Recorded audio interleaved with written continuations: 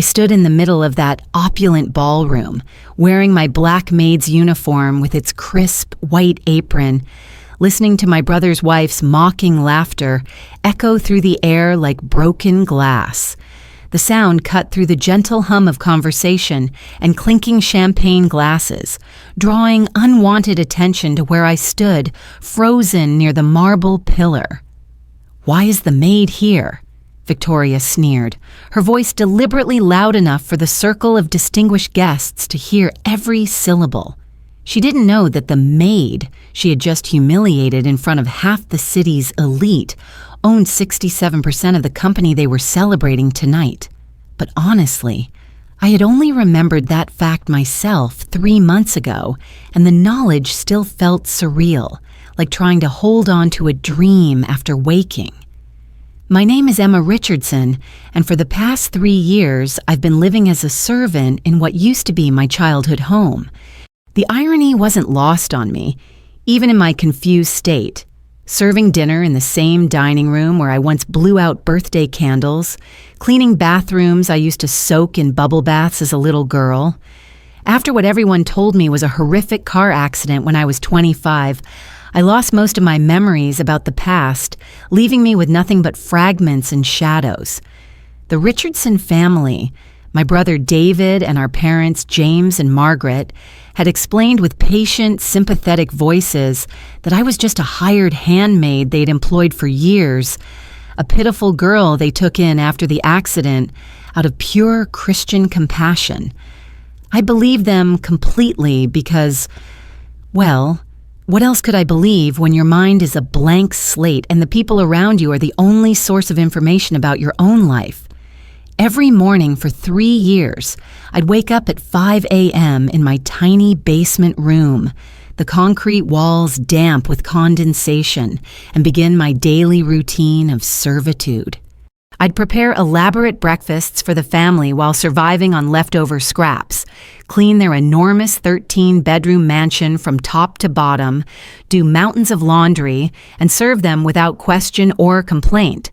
The Richardson house was a monument to old money and success, with its sweeping staircases, crystal chandeliers, and rooms filled with antique furniture that cost more than most people's annual salaries.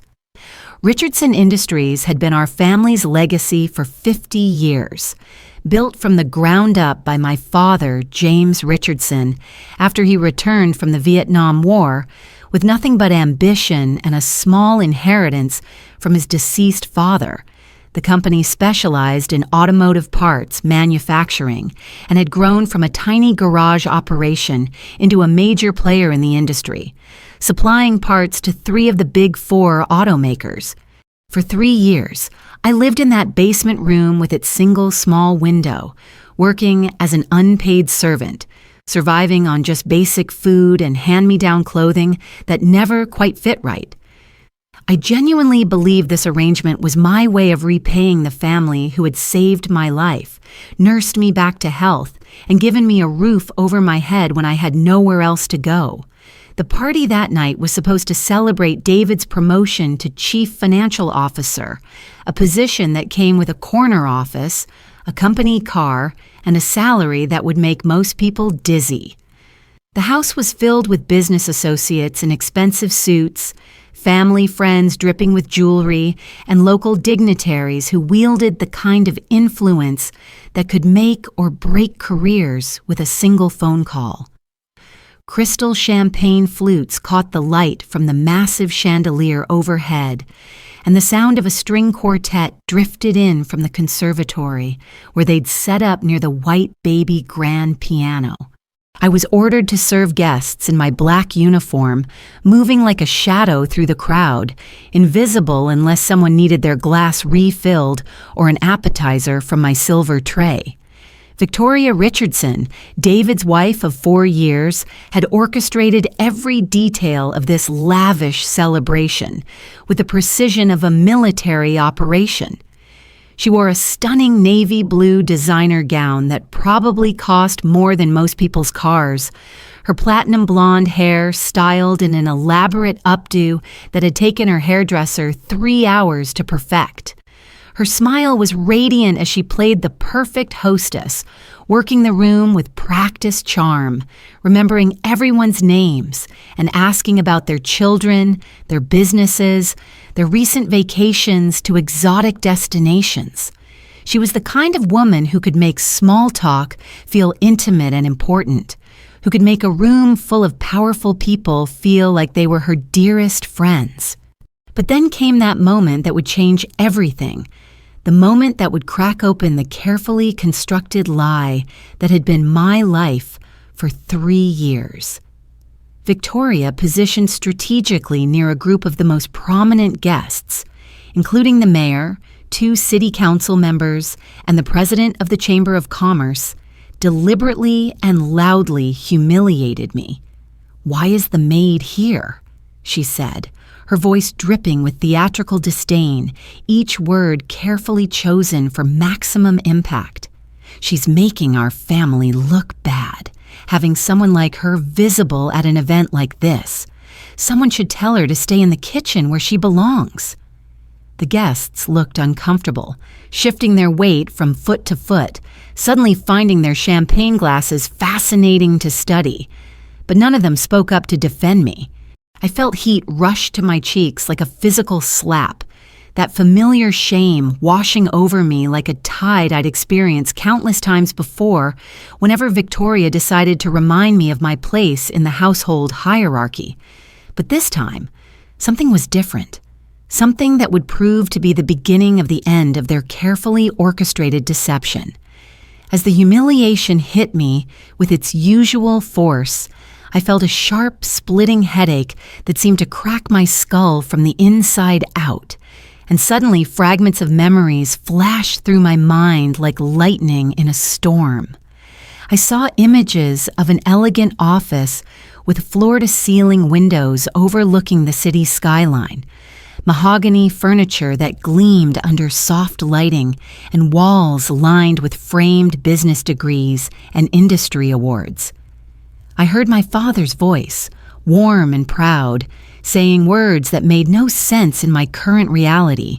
"Emma, you're the future of this company. You have a mind for business that reminds me of myself at your age." Then, as quickly as it had come, the pain vanished, leaving only confusion and a strange, unsettling sense that something fundamental wasn't right about the life I'd been living. The memory fragments felt more real than the basement room I called home, more authentic than the black uniform I wore every day. That night, sleep eluded me completely as I lay on my narrow cot, staring at the water-stained ceiling of my basement room. I sat by the small window that looked out onto the garden where I had vague, half-remembered impressions of playing as a child. Though according to my supposed history, I shouldn't have any memories of this place from childhood. The headache from earlier had opened something in my mind, like a door that had been locked for years, and now I couldn't close it again. Strange images kept flashing through my consciousness with increasing frequency. Boardroom meetings where I sat at the head of a long table, financial documents covered with my own handwriting, conversations about business strategies, and market projections that I somehow understood, despite supposedly being just a maid. The next morning, while performing my usual cleaning duties in the library, I accidentally discovered an old family photograph that had fallen behind one of the tall mahogany bookshelves. The library was James's pride and joy, with its leather-bound first editions and rare manuscripts, and I was always extra careful when dusting around his precious books. In the photograph, which was clearly taken about 20 years ago based on the clothing and hairstyles, a blonde little girl sat confidently on a shiny red bicycle next to a younger version of David, who couldn't have been more than 12 years old. They were both grinning at the camera with the unself-conscious joy that only children possess, and behind them stood a younger James and Margaret, their arms wrapped around each other in obvious happiness. The strange thing was, this little girl looked exactly like me as a child, or at least like the child I imagined I must have been based on my current appearance. The resemblance was so striking it took my breath away. The same golden blonde hair, the same bright blue eyes, the same stubborn set to the jaw that I recognized from looking in mirrors. My heart pounded as I studied the image more closely, turning it over to find Emma and David, Summer 1998, written in Margaret's distinctive handwriting. When I found Margaret in the kitchen and showed her the photograph, her reaction was immediate and telling. She snatched it away with surprising force, her face going pale as if she'd seen a ghost walking through her kitchen. "This is a picture of Emma Richardson, my daughter who died in the car accident 3 years ago," she said, her voice trembling slightly despite her attempt to sound matter-of-fact. "You shouldn't be touching things that don't belong to you, especially things that bring back painful memories for this family." But her eyes wouldn't meet mine as she spoke, and I noticed her hands shaking as she tucked the photo away in her apron pocket. There was something in her expression, guilt, fear, recognition, that didn't match her words. If I was just a maid they'd hired, why would finding a photo of their dead daughter affect her so strongly? And why did that little girl in the picture look exactly like me? Over the following days, I began noticing peculiar behavior from every member of the family, small details that didn't add up to the story they'd told me about being their hired help. Why did James, my supposed employer, always avoid looking directly into my eyes during our brief interactions, instead focusing on paperwork or looking out windows when he gave me instructions? Why did Margaret sometimes have an expression of such profound guilt when she looked at me that she'd have to excuse herself from the room? And most puzzling of all, why did David occasionally slip and call me M in an affectionate tone before quickly correcting himself to Emma the maid with obvious discomfort? These weren't the actions of people who had simply hired domestic help 3 years ago and taken pity on her after a tragic accident. There was something much deeper here, something they were all hiding with the kind of nervous energy that comes from maintaining a lie that's getting harder and harder to sustain. I started paying closer attention to their conversations, lingering near doorways when they thought I was out of earshot, and what I heard only deepened the mystery. They spoke in hushed tones about maintaining the story and keeping things stable and what if she ever remembers, phrases that made no sense if I was truly just their employee. I decided to seek answers from Dr. Harrison, the physician who had allegedly treated me after the accident and continued to oversee my recovery. His office was in the medical district downtown, a sterile environment of white walls and fluorescent lighting that smelled of disinfectant and fear. But this meeting raised more questions than it answered, and Dr. Harrison's behavior was completely unlike what I'd expect from a doctor discussing a former patient's condition. He seemed nervous and evasive from the moment I walked into his office, unable to provide detailed medical records despite my repeated requests to understand my condition better.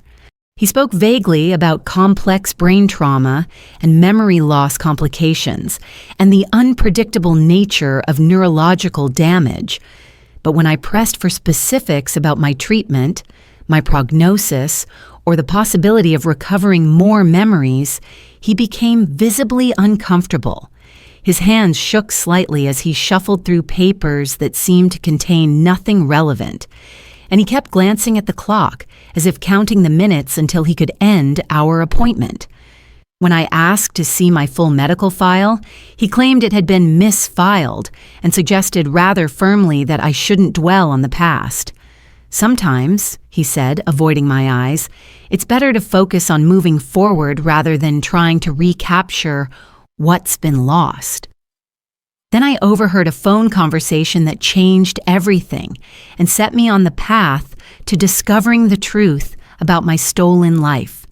Victoria was in James's study, speaking in hushed, urgent tones to someone on his private line, and I caught fragments of conversation that made my blood run cold. She was discussing a mysterious shareholder who owned the majority stake in Richardson Industries, someone the family was desperately trying to identify before they could surface and disrupt their carefully laid plans. "We need to find them before they show up and ruin everything we've worked for," Victoria said, her voice filled with an anxiety I'd never heard from her before. "If they ever discover what we've done, if they ever piece together the truth about what happened 3 years ago, we're finished," she continued, pacing back and forth across the Persian rug that covered the study floor. "David will go to prison.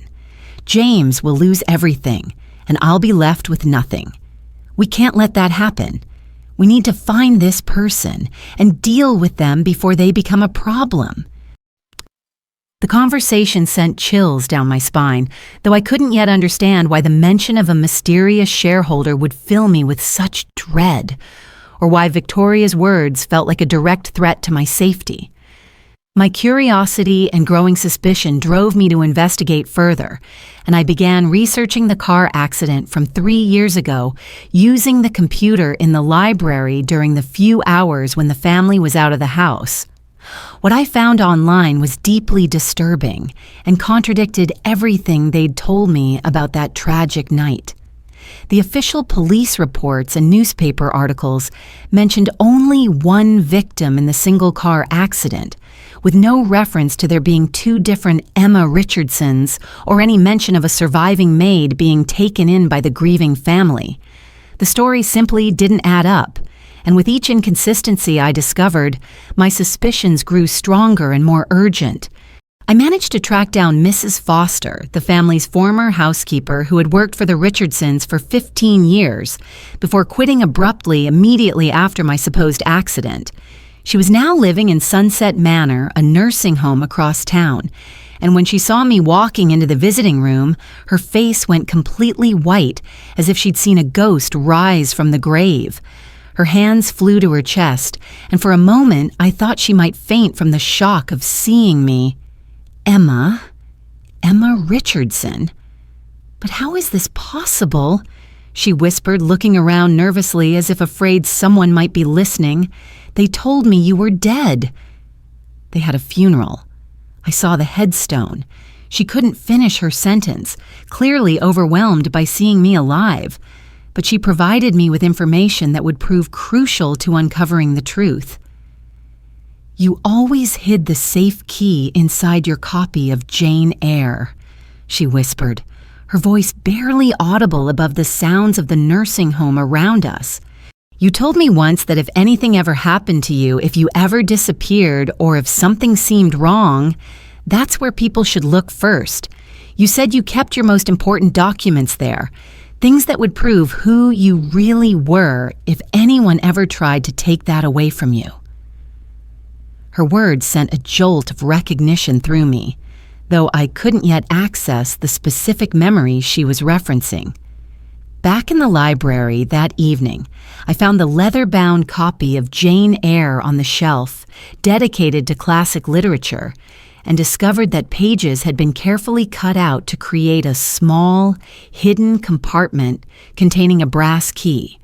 The modification had been done with surgical precision, and the book looked completely normal from the outside. Exactly the kind of hiding place someone would create if they were worried about their safety and needed to keep something secret. This key opened a hidden wall safe behind a portrait of the original Richardson patriarch, a stern-looking man whose painted eyes seemed to follow me as I worked the combination that somehow came to my fingers automatically. Inside the safe, I found a treasure trove of legal documents, stock certificates, and a personal diary written in handwriting that I somehow recognized as my own, despite having no conscious memory of writing it. As I read through the diary with trembling hands, the pieces of my stolen life began falling into place, like a jigsaw puzzle, finally revealing its complete picture. The entries detailed a completely different Emma Richardson than the one I believed myself to be. A brilliant, ambitious young woman who had graduated summa cum laude from Wharton Business School and had returned home to help modernize and expand the family business. The diary revealed that I had been a financial prodigy, using a substantial inheritance from my maternal grandmother to make strategic investments that had multiplied my wealth several times over.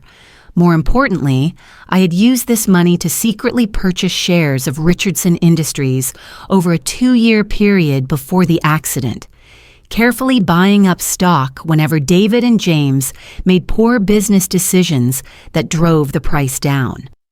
I discovered that David and James had been struggling financially for years, making risky investments and poor strategic choices that had put the entire company at risk of bankruptcy or hostile takeover. I had quietly been buying up shares to protect our family legacy, eventually accumulating 67% ownership without their knowledge, making me not just a family member, but the controlling shareholder of Richardson Industries. The final entry in my diary, dated the day before my supposed accident, contained information that made my hands shake as I read it.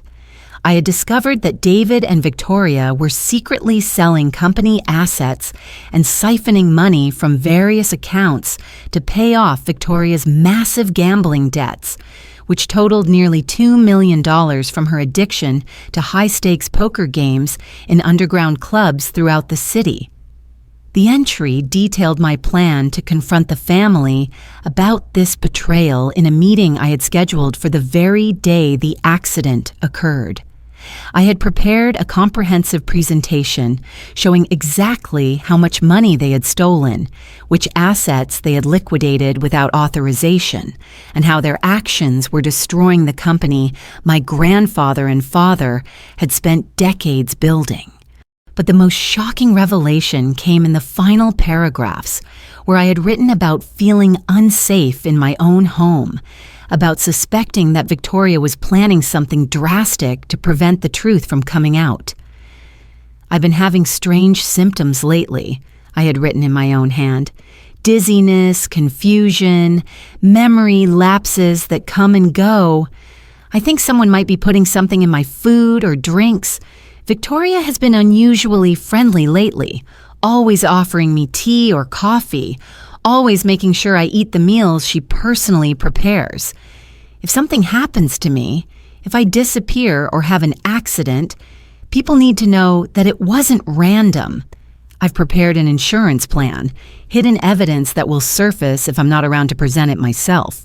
The insurance plan was revealed in documents I found deeper in the safe. A sealed letter I had prepared for my private attorney, Mr. Patterson, with instructions to open it only if I disappeared or died under suspicious circumstances. The letter contained copies of all the financial evidence against David and Victoria, along with my DNA sample, fingerprints, and detailed medical records that would prove my identity if anyone ever tried to claim I wasn't really Emma Richardson. I had also hidden copies of key documents in safety deposit boxes at 3 different banks, creating multiple layers of protection against exactly the kind of conspiracy I was now uncovering. But the most terrifying revelation came when I found medical records hidden in the very back of the safe, documents that revealed the truth about my accident and the 3 years that followed. According to these records, which included photographs and detailed medical reports, I hadn't died in that car crash. Victoria had drugged my wine that night with a powerful sedative, causing me to lose consciousness while driving home from a family dinner. The crash had been real, but I had survived with only minor injuries. What happened next was the stuff of nightmares. Victoria and David had orchestrated an elaborate plan to fake my death, bribing the corrupt Dr. Harrison to falsify medical records and death certificates. They had kidnapped me from the hospital, holding me prisoner in a remote cabin in the mountains while systematically destroying my memory with a combination of drugs and psychological manipulation.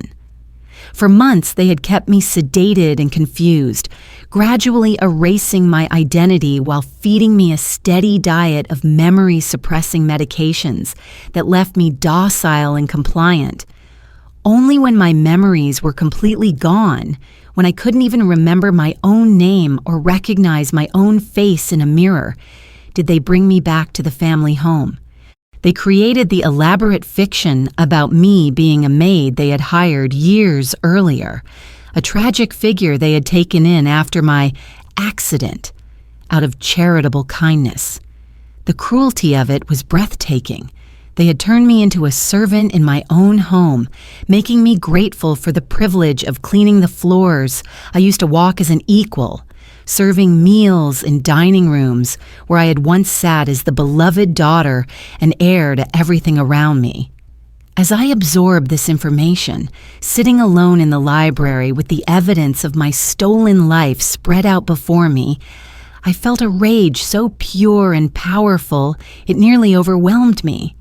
But alongside the anger came something else, a cold, calculating determination to not just reclaim my life, but to make sure that David and Victoria paid for every moment of suffering they had inflicted on me and on our parents, who I now realized must be living with the knowledge of what had really happened. I immediately contacted Mr. Patterson, whose number I found in my diary, and discovered that he had been waiting for my call for 3 years. "Emma," he said, his voice thick with emotion when I identified myself. "I knew you were alive." I could feel it. When the death certificate came through, when they had that funeral with a closed casket, something didn't feel right. I'd been investigating quietly for 3 years, gathering evidence, waiting for you to surface. He had preserved every document I had given him, maintained copies of all the financial records showing David and Victoria's theft, and had even hired a private investigator to look into the circumstances of my supposed death. Together, we developed a comprehensive plan to reclaim control of the company and bring Victoria and David to justice. However, I insisted that my parents be protected from prosecution. I understood now that they were victims too, trapped by Victoria's manipulation and threats, forced to watch their daughter live as a servant in her own home while being powerless to stop it. The plan would require me to continue pretending to be the memoryless maid for a short while longer, gathering additional evidence of their current crimes, while Mr. Patterson prepared the legal groundwork for my dramatic return. But maintaining this deception was becoming increasingly dangerous as Victoria's suspicions about me began growing stronger. She had started noticing subtle changes in my behavior. My eyes seemed brighter and more focused. I handled objects with more confidence and precision, and I occasionally asked questions about company finances that a normal domestic worker wouldn't know to ask. She began watching me more closely, following me around the house, checking my room when she thought I was out, and I realized I was walking an increasingly precarious tightrope between discovery and justice. The psychological game became incredibly intense as I had to perfectly balance gathering evidence while maintaining my facade of being a brain-damaged servant. Every day brought new challenges. I had to continue pretending the drugs affected me, sometimes deliberately dropping dishes or appearing confused when given simple instructions to avoid suspicion. But internally, I was documenting every conversation, photographing important documents when I had access to James's study, and building an airtight legal case that would send Victoria to prison for a very long time. Victoria, meanwhile, was becoming increasingly paranoid, sensing that something fundamental had changed, but unable to pinpoint exactly what was different about me. She started testing me, asking pointed questions about my past, watching my reactions carefully, and I could see the wheels turning in her mind as she tried to figure out what she was missing. During this tense period, I also discovered Victoria's newest plan, which added urgency to my timeline for revealing the truth. She intended to sell Richardson Industries to a Chinese conglomerate for far below market value, a deal that would net her and David approximately $10 million while destroying the company my family had built over 5 decades. David had already signed preliminary authorization papers, still completely unaware of my true identity or the fact that I was the majority shareholder who could block any such sale. The urgency of stopping this theft forced me to accelerate my timeline, even though it meant taking greater risks of being discovered before I was ready. In a moment of calculated desperation, I decided to test David's knowledge and feelings by asking him about his dead sister during one of our rare moments alone. His reaction revealed everything I needed to know about his level of involvement in the conspiracy. He was genuinely devastated about losing me, breaking down in tears as he talked about the guilt and regret that had consumed him for 3 years. "Emma was the smartest person I knew," he said, his voice breaking with emotion. "She was going to save the company, save all of us from the financial mess I'd made. Losing her was the worst thing that ever happened to our family. Sometimes I lie awake wondering if I could have protected her better, if I could have prevented that accident somehow."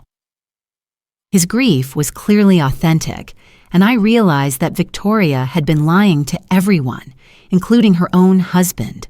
David genuinely believed I was dead and had been living with crushing guilt about his role in the family's financial problems that had led to my supposed death.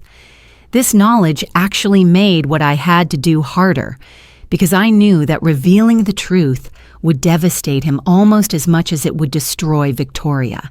But it also gave me hope that our family relationships could be rebuilt once the lies were finally exposed. The breaking point came when James, his health clearly deteriorating from the stress of keeping Victoria's terrible secret, pulled me aside during one of his increasingly rare, lucid moments. "Emma," he whispered, his hands shaking as he gripped my shoulders, "I know who you are. I've known all along. I'm so sorry I couldn't protect you from her. Victoria threatened to kill you for real if I said anything, and I believed her because I'd already seen what she was capable of."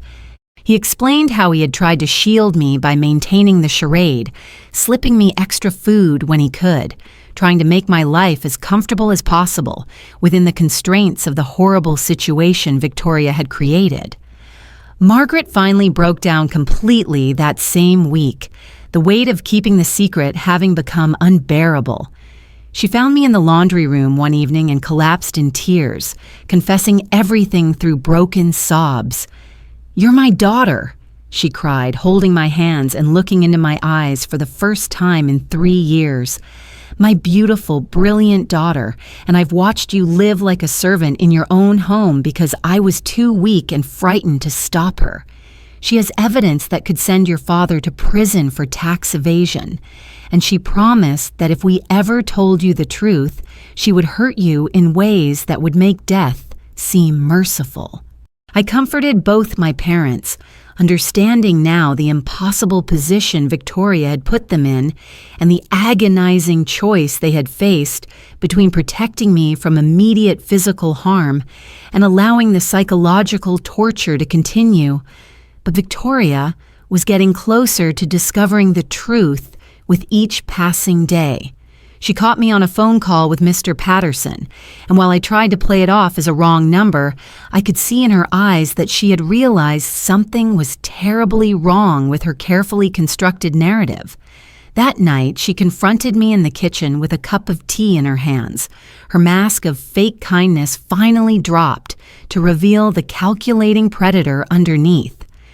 "Drink this, Emma," she said with a cold smile that never reached her eyes.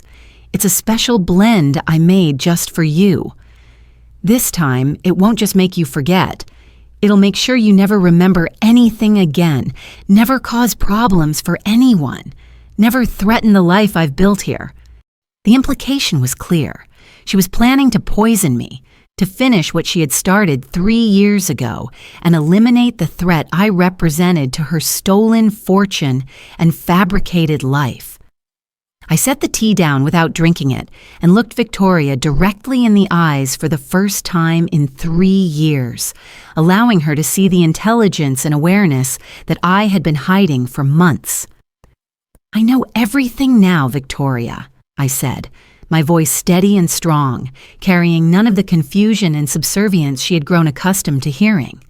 "I know who I am, I know what you did to me, and I know what you're planning to do next." For the first time since my memories had returned, I spoke with my real voice, confident, intelligent, and completely unafraid of the woman who had stolen 3 years of my life.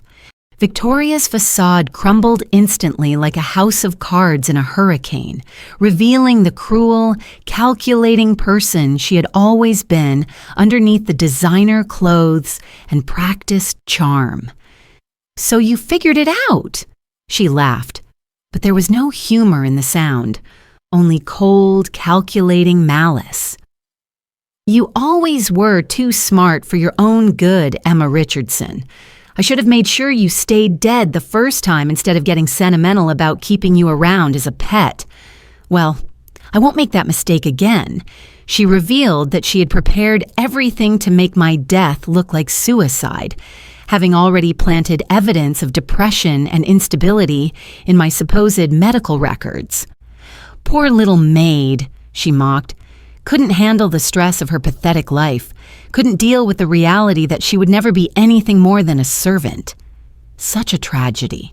But these things happen to people with brain damage. They become unpredictable, dangerous to themselves and others. But I wasn't the helpless victim she expected me to be." "You think I'm as foolish as you made David?" I said calmly, pulling out my phone and showing her the screen. "I've been recording every conversation we've had for weeks. Every threat, every admission of guilt, every detail of your crimes. The police already have copies of everything, and if anything happens to me, they'll know exactly who to arrest." Victoria's face contorted with rage as she lunged forward, trying to grab the phone from my hands. But at that precise moment, David walked into the kitchen and heard the tail end of our confrontation. The shock and confusion on his face was heartbreaking as he processed what he was hearing. That I was his sister, that Victoria had been lying to him for 3 years, that the woman he had loved and trusted was responsible for the worst tragedy in his family's history. "Em, is it really you?" he whispered, his legs giving out as he fell to his knees on the kitchen floor. "Oh God, what have I done?" I signed those papers. I helped her access the accounts. I believed every lie she told me about you being dead. The devastation in his voice was complete as he realized he had unknowingly participated in his own sister's imprisonment and abuse. Seeing her carefully constructed world falling apart around her, Victoria pulled a kitchen knife from the wooden block on the counter, her desperation making her dangerous and unpredictable. "If I can't have the money, if I can't have the life I built here, then nobody can," she screamed, raising the knife above her head. But James, despite his frail health and weakened condition, managed to intervene at the crucial moment, grabbing Victoria's wrist and wrestling with her for control of the weapon. In the struggle that followed, Victoria accidentally cut herself on her own blade, and her blood on the knife would later serve as crucial evidence of her violent intentions. At that exact moment, as if choreographed by fate itself, Mr. Patterson arrived with 2 police officers, having timed their entrance perfectly according to the plan we had developed. Every piece of evidence was ready and waiting. The recordings, the financial documents, the medical records proving the systematic drugging, everything needed to put Victoria away for the rest of her life. As the police arrested Victoria on charges of kidnapping, false imprisonment, aggravated assault, attempted murder, and financial fraud, She screamed threats and curses that echoed through the house like the cries of a banshee. "You think this is over?" she shrieked as they dragged her toward the door in handcuffs. "You have no idea what other secrets this family is hiding. When I get out, I'll destroy all of you." But her words couldn't touch me anymore because I was finally, truly free from her power and her lies. The legal process moved swiftly with the overwhelming evidence we had accumulated against Victoria. She was sentenced to 30 years in prison for her crimes, with no possibility of parole for at least 20 years. The judge called her actions some of the most callous and calculated cruelty he had seen in decades on the bench. David immediately resigned from his position as CFO, overwhelmed with guilt about his unknowing participation in my ordeal, and checked himself into an intensive therapy program to deal with the trauma and learn how to become the brother I deserved. I officially reclaimed my identity and took control of Richardson Industries as the majority shareholder and new CEO. The company had suffered significantly under David and Victoria's mismanagement, with several major contracts lost and employee morale at an all-time low.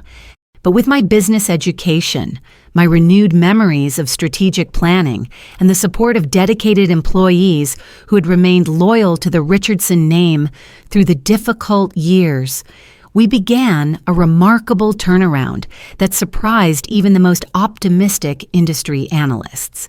Within 6 months, we had not only recovered all the stolen assets, but had grown stronger and more profitable than ever before. I implemented new oversight procedures, modernized our manufacturing processes, and secured 3 major new contracts that would ensure the company's prosperity for years to come. Most importantly, I made sure that every employee received fair wages and comprehensive benefits, creating the kind of workplace culture that my grandfather would have been proud of.